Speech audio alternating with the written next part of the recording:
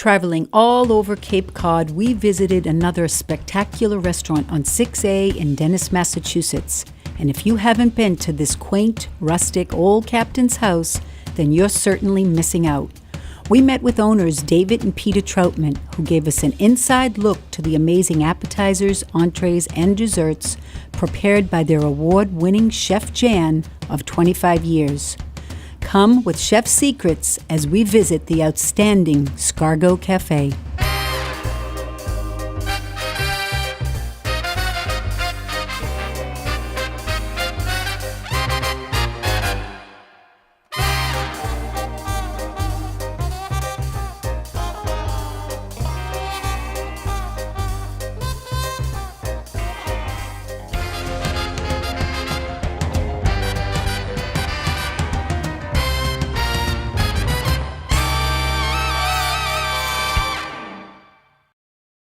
Gentlemen, Hi, Teresa. Thrilled to have you here. Thanks so much for having me. It's such a charming, quaint little restaurant. It's so cozy here. Well, thank you. I love the tavern. The fireplace is charming, and you have a patio out in the back also. We do. It's open in the summer for lunches and in the evening as a waiting line. A great place to have a cocktail. Very nice. I'm dying to get out there this summer. Anyway, I think you know that I do a lot of research when I visit an establishment, and I did a little studying on the history of Princess Scargo and the legend. Is the restaurant named after the legend? The restaurant's actually named after the Scargo area of Dennis. There's a lot of lore associated with the Scargo name, primarily the Scargo Lake and Scargo Tower, Scargo Hill. It all revolves around an old Indian legend where the lake was dug by Indian tribesmen in order to save the pet fish of Princess Scargo. They stacked up all the soil, and it became Scargo Hill. They eventually built a tower on the hill, and if you look down at the lake, it's actually in the shape of a fish. Oh, what a sweet story. Yeah. That's great.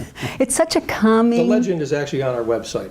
Oh, okay. Yes, I think that's where I read about it. Yeah. But it's such a calming and charming atmosphere here. And you do quite a bit of community service. Well, I don't know if I'd say quite a bit, but we do try and stay involved in the community, unquestionably. As I say, for many years, our focus in terms of our charitable donations always revolved around the benefiting the children of the DY area. More recently, the past 3 years, I've been involved with a group called Calmer Choice, which is an organization that brings mindfulness and programs into the school systems all over the Cape. It's there to address bullying and a variety of different suicides that occurred recently. Which is an important topic today. People need to pay more attention to that. And also, I've reviewed your menu. You've got some scrumptious items on there. Can you tell me a little bit about your most popular dishes? Our most popular dishes, of course, I think we'll be talking about later, but we've also got quite a few other things that are really popular with our guests. Seafood strudel, which is a seafood and puff pastry that we've had on the menu for years. Every time we try to take it off, there's an uproar. We also serve a great rack of lamb. Do you agree that the extensive variety on your menu is not just bold and unique, but it's definitely affordable? I would absolutely go with that. We have full dinners, but we also have a lighter side, I think, that makes things more affordable, unquestionably. Oh, because people need to have, they're on budgets when they go out to dine, and they look for affordability, and they go by probably and say, that's too expensive in there, but they need to know this. Yeah, we pretty much cover really the gamut. We cover the gamut, I think, of all income levels. Sure. Now, I notice that your staff is like family here, and I know that when I dine out, it's really important to have really good service. They can either break or make your meal. And every time I've eaten here, it's been such a pleasant experience. Absolutely, I'm in total agreement. A great service can save a mediocre meal, and that's true of anywhere you go. We've got a great staff. Many of them have been here for in excess of 20 years. Our chef has been here 22 or so years. A lot of our staff have been with us 8, 10, 12 years. Some come and go too. We've had a lot of people return, and we absolutely have a very cohesive family-like group. Sure, sure. Now, Chef Jan, I know you just mentioned that she's been here over 20 years. That's dedication. That's really amazing. And consistency is important in food and service and having a great chef. Okay, gentlemen, thanks so much for joining me, and I'll see you both later. Come on into the kitchen with me. Hi, Chef Jan. Can I join you? Hi, Teresa. Thank you so much for coming. Thank you for having me in your kitchen. I really appreciate your time. Oh, we're happy to have you here. Thanks so much. Now, can you tell me a little bit about the 3 items you plan on preparing today? Sure, we're going to be making a tuna martini with yellowfin tuna, a wildcat chicken, and great nut custard, which is our most famous dessert. Oh, awesome. Can I help? Of course. I'll act as please. your sous chef. Okay. I'm ServSafe certified and I have my apron. Oh, good. Please. Okay. Awesome. So, All right. let's get started. We have the ingredients for the honey soy marinade, which we marinate the tuna in. If you could just chop that for me, I'd appreciate it. Okay, and I just washed my hands, so. Oh, good, good, good. We have gloves if you prefer.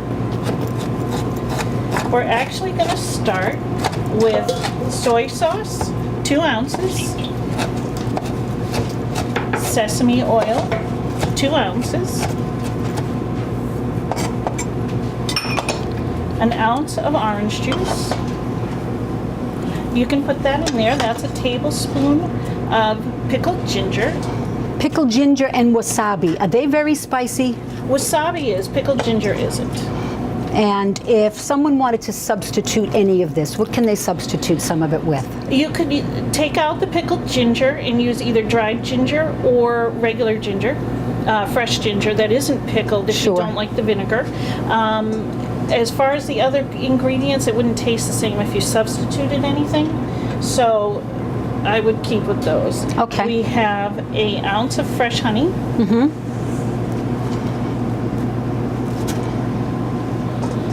Now, I know that people have to be very careful when preparing raw fish.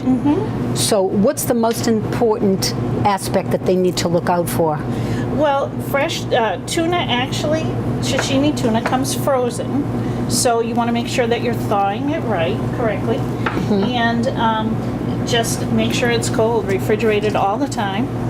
Okay, so we have all our ingredients in here, and then we're just going to dice up the tuna in little pieces. Now, we know that a lot of items have medicinal purposes, right? And tuna is omega-3. Yes, it's rich in fatty omega-3 acids. So we're going to toss the tuna in the sauce, and we just marinate it a little bit. Because it's raw, it does absorb the marinade very quickly. I know that a lot of people don't like raw fish, so we're actually going to do a shrimp tuna also, Okay. a shrimp cocktail. Now, if people eat one fatty fish a week, after 10 years, do you realize it slows down their mental decline? It's amazing, isn't it? It really is. Yeah. And that's really good for us when we have these senior moments, right? So what we're going to do, this is how we present it. We're going to take seaweed salad, which is made from Wakame seaweed. We can actually purchase this at either Ring Brothers, which is a market in Dennis, or Breakwater Fish and Lobster, which is a fish company out of Brewster. So you can get these items locally. And what we do is we just layer the tuna with the seaweed salad. If you'd like to do that with the shrimp. Oh, sure. And seaweed is very good for you. Oh, it is. That's also very good for your mental circulation and your memory and sleep. Actually, pickled ginger helps with nausea. Oh, it does. Yes, it does. If you ever Very nice. want to eat some raw pickled ginger, be like us. So, okay, so I'm layering the The seaweed first, seaweed first. then the shrimp. And just use your hands, huh? Got to get down and dirty with this, right? We like it though. As long as your hands are clean, and I know that you have a really clean restaurant here. Again, another layer, or Yeah, you keep Okay. on layering it. so you're almost layering it like you were. Yeah, mostly for looks. Oh, But it's nice to get a bite beautiful. of seaweed in every Sure. bite. And then one more layer. And now, why is yours? Why do you have tomatoes in yours? And This is actually the tuna. oh, That's okay, it doesn't matter. we'll have to cut that out. That was a blonde moment, huh? Are you kidding me? Oh my goodness. All right. So we have senior moments and we have blonde moments, and that's okay, right? We're actually going to be garnishing this with a sriracha sauce, which is from a hot sauce from Thailand. Uh-huh. We actually add a little bit of mayonnaise so it's not quite as spicy. You can get this in mild, medium, and hot. We use hot, but you can get it at your local grocery store. And we also use wasabi powder, which comes dry. It's a Japanese horseradish. Okay. Again, it's very, very spicy. So we thin it down with a little lemon juice and mayonnaise. Okay, but you can get it at your local grocery store. And that consists with that's in the sauce. Yes. Okay, that's all in the sauce. So, no, it actually, we do the honey soy marinade. Okay. And then we garnish with the horseradish. It's called an alio because we mix it with mayonnaise. Beautiful. Okay. Oh, the presentation is beautiful. Yeah. You know, I'm trying to get viewers to eat a little healthier. It's just so important, and people don't realize if they eat healthier, then they're going to start exercising. Maybe they'll go to yoga.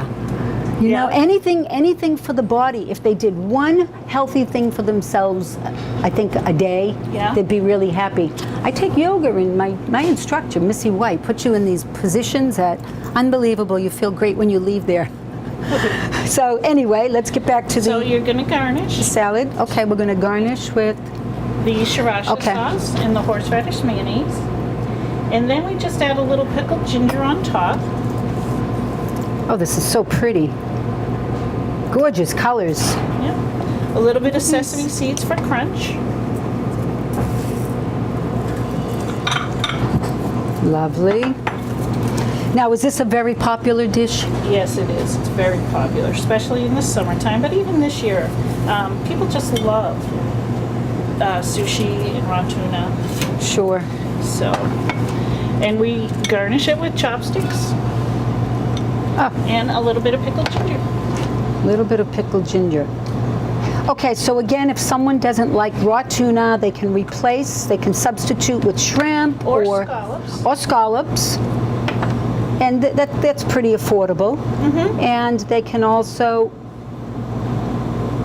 come in here anytime the week that the show is aired and pick up the recipe to this wonderful We'd love to have it available. Yeah. tuna martini. The shrimp martini you don't do. This is just special occasion for me. We do substitute, so if anybody Oh. wanted to come in and try it, we do it with shrimp for them, no problem. Very nice. Look at this presentation. Gorgeous. Scargo Cafe Tuna Martini.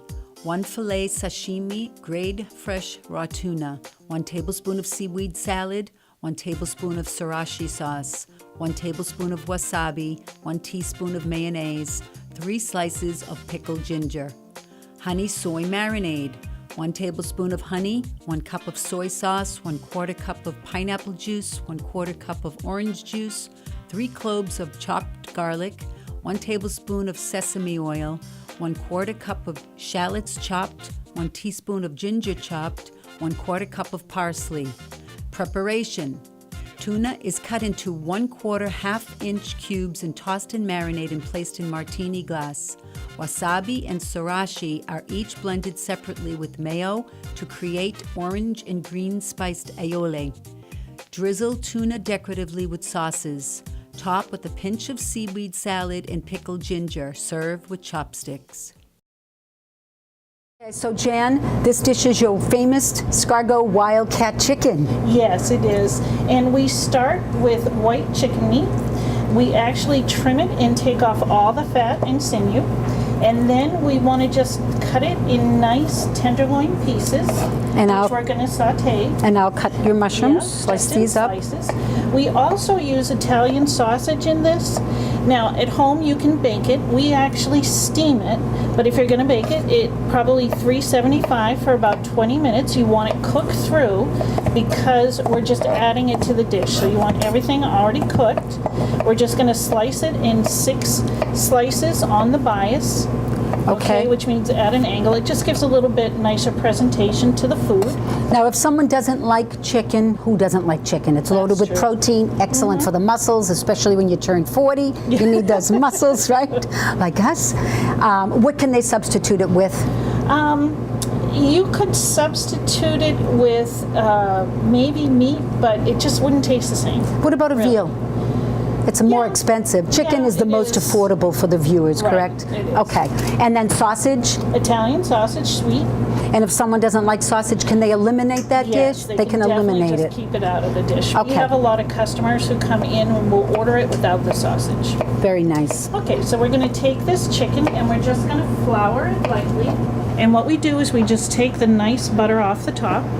But we really recommend butter because it's better and healthier for you. Yes, it also gives it more flavor. Probably leave a little extra flour on to help thicken a sauce, but this is just a glaze. We're just glazing the chicken with the apricot brandy. Okay, so the flour will act as a consistency for the sauce. Right. And if someone wanted to use a different type of flour, a wheat flour, they don't have to use a white, correct? No, they don't. Okay. They can use whatever they want. So a lot of people are very health conscious, and I wish a lot of them were more health conscious. But we're just gonna wait until this turns golden brown on one side, and then we're gonna flip it. Okay, and I'm going to continue cutting these mushrooms. Very much. And mushrooms are also a great source of fiber and protein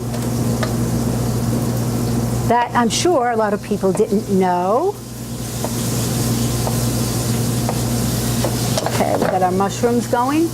Okay, see how it's nice and golden brown? Very nice. You want a medium heat, not a high heat, because you want to cook the chicken through before it burns.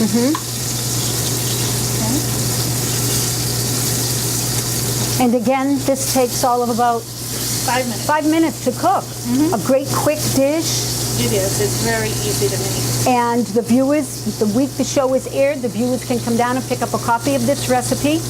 And when they try it out at home, they'll think they're dining at Scargo. That's true. That's true. Now, we actually serve this dish over rice when we present it, but it can be served over pasta or anything else that you like. Okay. And now you add raisins to this, We correct? do at the end. We And- actually flame it before we add the raisins. If you add the raisins too soon, they'll burn. Okay, we're just going to add the sausage and brown it up a little bit. And we're going to add a handful of the mushrooms that you fried. And we're just going to Beautiful. saute that all together. It already smells spectacular. It is a good dish. Now, I wouldn't think of putting raisins in with the chicken and sausage, but it gives it that nice sweetness, and the brandy. Yes. The dish originally was, when you talked to David, the dish was originally made with apricots, sliced apricots. Oh, okay. So you can replace, if someone doesn't like raisins, they can replace it with apricots. Yeah. What about like a dried cherry? Sure. Dried cherries?